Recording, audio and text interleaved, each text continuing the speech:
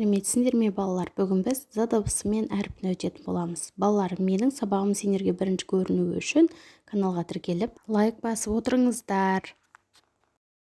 Балалар, қарамен жазылған сөздерге назар аударып, сөздерді буындап және тұтастай оқиық. Бастайық.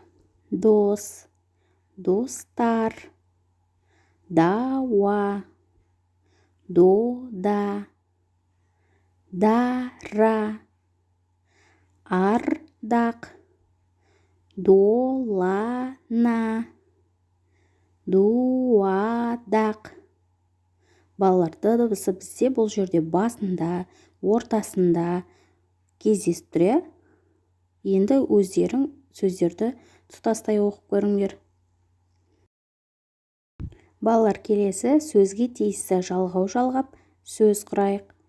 Алды, салды, оқыды, отырды, тақты, сатты, тосты, асықты. Балалар, осы сөздерді тұтастай және буынға бөліп оқыңдар. Келесі балалар, суретке назар аударайық. Мынау не? Мынау дуадақ, мынау долана, мынау достар. Балалар, келесі тапсырма бізде сөйлемдердің дұрыс ретін анықтап, мәтінді буындап және тұтастап оқимыз. Бірінші сөйлем бізде мынау дала, дулат, дана, ардақ, далада.